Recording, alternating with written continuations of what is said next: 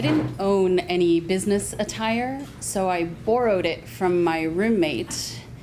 And as I stood and looked up at 85 Broad Street, a building that intimidated me more than any building I had ever seen, much less gone inside of for a job interview, I felt like they were going to see right through me, straight down to the Kleenex that was stuffed in the shoes that were 2 sizes too big. To say that I was intimidated would be an understatement. You see, I hadn't actually been paying attention to my roommate as she had been talking for the days and weeks that I had been living with her, and she'd been talking about her job. And when she told me about this job opportunity, I didn't have the heart to tell her then that I didn't know what her organization did. So I showed up for my interview, still laboring under the misunderstanding that Goldman Sachs was the parent company for Saks Fifth Avenue. And the interview didn't clarify things any because I had no job experience and I had no marketable skills to ask me or test me on. So instead, my would-be employer talked to me for 20 minutes about the beaches in Costa Rica in Spanish. This was the late 90s, and the Latin American desk had decided that they wanted to increase their business in Latin America, and that it might be good to have somebody who spoke Spanish around. They hired me as an interpreter. Of course, I was not skilled or certified to be an interpreter, but that's not what they needed, as it turned out anyway. I just sat and answered the phones, and occasionally the person on the other end of the line had me switch into another language. So, yeah, my boss hired me without consulting anyone else on the team, which, as you can imagine, made me very popular.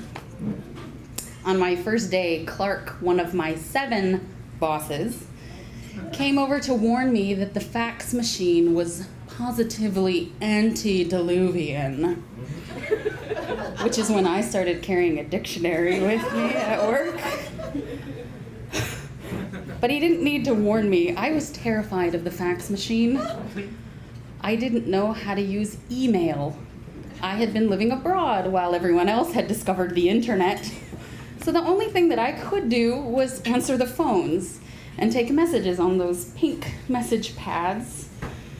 And I did hundreds of times a day from S&P's, the vegetable cannery that for some reason called the credit risk management department at Goldman. Yeah, I wasn't very good at my job. I spent my days looking forward to the snacks that were delivered at 2:30 every afternoon by white-gloved, tuxedoed caterers.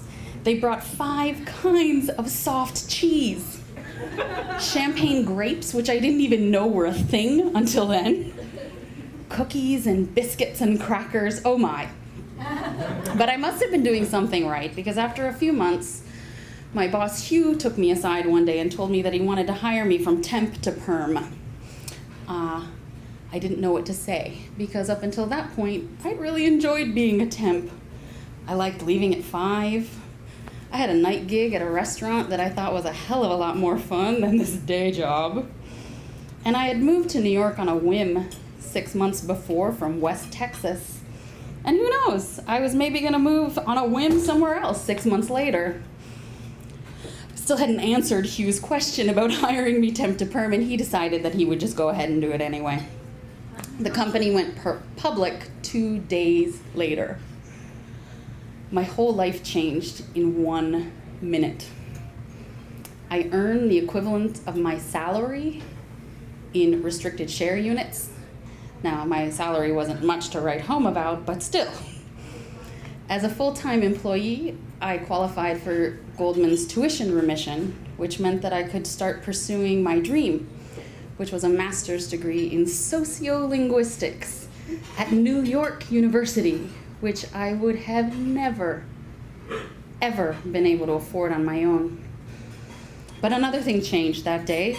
As a full-time employee, I started participating in meetings, and I got eaten alive. I felt like everyone else had been handed a manual that taught them how to interact that had just not been given to me. I know now that as a Canadian and as a Midwesterner, I have what is known as a high considerateness conversational style, and that I require a larger pause length than a New Yorker will ever give me. Also, I had been an English major, so I was not prepared for a career on Wall Street, but I was a smart person, and I knew I was surrounded by smart people, so I figured I'd ask questions. And I asked a lot of them. Questions like, all right, so what is a credit default swap? Or how is a reverse swap structured? Or why is it that everyone calls the credit risk management division simply assuming that we're going to approve these transactions that nobody seems to be able to explain to me? The question I should have been asking is, why is nobody answering my questions? Instead, they sent me to a class on swaps. When I left Goldman 3.5 years later, anyone could have told you that it was a culture fit problem, but even I didn't understand why. Not until many years later, after my passion for sociolinguistics, which had started with a master's degree, continued with a PhD, and landed me in a job at Georgetown University directing a master's program in sociolinguistics, where I sought out professional fields that could benefit from our expertise. I went to a conference called Ethnographic Praxis in Industry. The keynote speaker, Gillian Tett, was talking about an ethnography, a study that she had done of language and culture of Wall Street, tracing the steps that led to the credit crisis. She's an anthropologist, so she was tracing the cultural practices and rituals that led to a valuation of risk and a do rather than think mentality. And she pinned it all on an aversion to asking questions. At that moment, I flash back to my time at Goldman, and I see it all differently. I realize you are in exactly the right place, at exactly the right time, but you are just too dumb to know how valuable your ignorance is. And it wasn't long after that that the business school at Georgetown asked whether I might be interested in coming to do an ethnography of them. And did I think that business students could learn something from ethnography? And I thought that they could. And I went there actually today. I continue this research project, and I teach them about questions and why it's a good thing to ask questions, and they're not something to be feared. And so while their other teachers teach them about strategy and managing teams, I teach them about recognizing ignorance.